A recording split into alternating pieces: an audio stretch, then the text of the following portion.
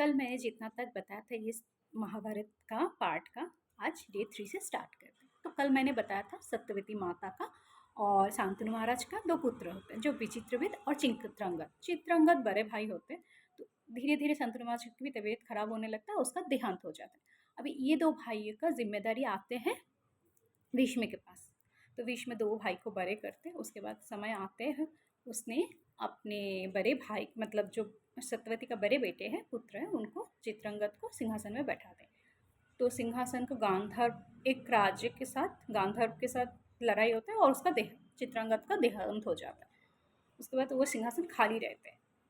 तो उस जगह पे उसने युवराज पद में हमारी विचित्रवीर को सिलेक्शन कर दिया। अभी सत्यवती माता को लगता है ऐसा कि अभी इनका शादी हो जाना चाहिए। तो उसने विचित्रवीर के लिए शादी के लिए बात करने के लिए भीष्म के पास आता है। तो भीष्म बोलता है अभी तो किसी भी राजा की पुत्री का कोई मतलब कोई शादी का तो बात मुझे नहीं पता। तो मतलब एकमात्र काशी नरेश का 3 पुत्री उनका स्वयंवर हो रहा है, तो हमारे पास तो आएगा इनविटेशन। तो उनको ये लगता है। इसी बीच क्या होता है काशी नरेश जो है वो सारे राजाओं को इनविटेशन देते हैं अपनी पुत्र की इनविटेशन मतलब स्वयंवर के लिए, एक्सेप्ट हस्तिनापुर। हस्तिनापुर के लिए वो राजी नहीं होते क्योंकि हस्तिनापुर का जो हमारी पितामह भीष्म हमारी जो भीष्म थे भीष्म, तो उनकी शादी के लिए एक बार काशी नरेश का बहन का रिश्ता आया था। तो भीष्म का जो पिताश्री थे वो है शांतनु महाराज, वो शादी को ठुकरा दिया था।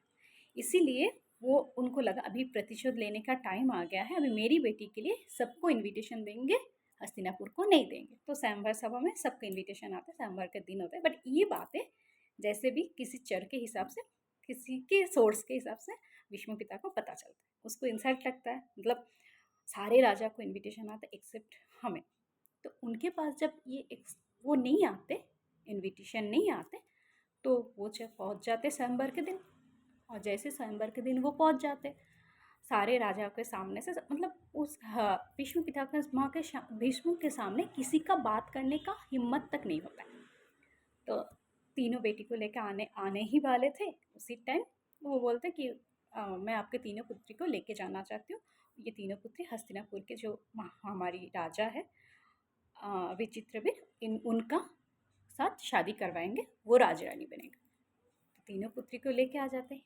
बीच में महाराज शल्य वो आ जाता है, बोला नहीं स्वयंवर से आप किसी लड़की को लेके नहीं जा सकते।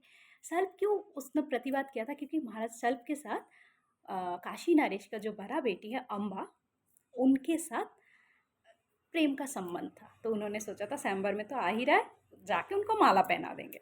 अभी भीष्म आ गए बीच में से, तीनों बेटी को लेके जाना चाहते। तो साल्व जब माना मतलब प्रतिरोध करते, साल्व को पराजित करके वो अपनी पराजित करके तीनों बेटी को लेके आते हैं। अभी आने के बाद हस्तिनापुर आने के बाद भीष्म को पता चलता है अम्बा शादी नहीं कर सकता क्योंकि अम्बा प्यार करते हैं शल्य से। तो वो अम्बा को बोलते हैं आप वापस चले जाओ शल्य के पास। ये जब होता है तो और बाकी अंबिका अंबालिका दोनों को विचित्रवीर के साथ शादी करवा देते हैं। अम्बा जाती है शल्य के पास, शल्य बोलते हैं तुम्हें मुझे पराजय करके भीष्म ने तुम्हें लेके गया है, अभी तुम वस्तु हो, तो ना अभी मैं तुम्हें शादी नहीं कर सकती, मैं पराजय हो चुकी हूँ। तो पराजय के मतलब ये अपमान है अगर मैंने तुम्हें शादी किया, मतलब उसने मुझे वो बोलते हैं ना हम लोगों ने तुम्हें ऐसे ही दे दिया, तो वो हमारे मेरे लिए अपमान है, मैंने तुम्हें जय नहीं कर पाया, उसने जय किया, अभी तुम्हें शादी करना है तो तुम भीष्म के पास चले जाओ। तो भीष्म के पास फिर वो वापस आते हस्तिनापुर में, भीष्म को बोलते आप मुझे शादी करो। भीष्म बोलता मैं नहीं कर सकती क्योंकि मैं ब्रह्मचर्य ले चुकी हूँ। तो बोलते आपके वजह से आज मेरा जो हमारी जो स्वयंवर सभा था उधर से आपने मुझे जीत के लेके आए हो, अभी शाल भी मुझे शादी नहीं कर सकते और आप भी मुझे शादी नहीं कर सकते हो, अभी मैं कहाँ जाऊँ। तो बोलते हैं कि तुम मतलब तो विचित्रवीर के साथ शादी हो सकता था, मतलब ऑलरेडी विचित्रवीर के उस टाइम पे 2 बहन के साथ शादी हो चुका है। तो फिर बोल रहे अभी मैं कहाँ जाऊँ। तो वो बोलते थे मतलब वो सिचुएशन तो उनको अम्बा को बहुत अपमान उनको फील हुआ, अपमान हो चुकी हूँ मैं। तो उन्होंने क्या किया, बोल रहा है मैं फिर पुनर्जन्म लूँगी, तुम्हारी मृत्यु बन के आऊँगी। तो ये श्राप देके अम्बा चले जाते हैं कि मैं ही तुम्हारी मृत्यु के कारण बन के वापस आऊंगी तुम्हारी जिंदगी में, बोल के वो चले जाते हैं। और अम्बा जाके वो अपनी मृत्यु वर्ण कर लेते, उसके पास और जाने का ऑप्शन नहीं था, एक ही ऑप्शन है सुइसाइड। तो मैं सुइसाइड किया और देह त्याग किया। उस टाइम तो सुइसाइड नहीं होता, देह त्याग किया उसने, अपना देह त्याग कर देता और वो उनका शांत हो वो चले जाते हैं। तो अभी भीष्म पितामह के पास वो श्राप लग जाता है कि उसकी मौत का कारण अम्बा ही बनेगा, बट वो पुनर्जन्म लेके आएगा 25 वर्ष के बाद। तो अभी इन अम्बा और अंबिका और अम्बालिका अच्छी तरह से संसार कर रहे हैं विचित्रवीर के साथ। सडनली विचित्रवीर का तबीयत खराब हो जाता है, विचित्रवीर का भी डेथ हो जाता है। अभी इन दोनों का बच्चे भी नहीं हुए, उसके पहले विचित्रवीर का डेथ हो जाता है। अभी विचित्र अभी सत्यवती आके बोलते इन दोनों को, अभी इनका कोई उस सिंहासन पूरा खाली रहेगा, विष्णु भी शादी नहीं करेंगे। उनको तब लगता है मेरे पापा ने जो गलत किया था मेरे पिताश्री ने, तो इसका एक फल हम लोग भुगत रहे हैं, ये श्राप हम लोग को लग चुका है। तो वो जाके बोलते हैं इन लोगों को कैसे पुत्र जन्म देंगे, विष्णु भी शादी नहीं कर सकते, किसी को बच्चे भी नहीं होंगे, सिंहासन के खाली रहेगा। तब सत्यवती बोलते तुम आ, हमारी विष्णु को बोलते तुम व्यास जी के पास जाओ, जो व्यास है, ऋषि व्यास के पास जाओ, उनको बोलो, उनको माता उनको बुलाया है। तो बोलते ठीक है। तो वो अपने व्यास जी के पास जाते, तो जाके भीष्म बोलते हैं माता आपको बुलाया है। तो बोलते हैं हाँ माता जब बुलाए मुझे तो जाना ही पड़ेगा। तो बोलते हैं तुम्हारा माता? तो व्यास जी बोलते हैं हाँ सत्यवती मेरी माते है।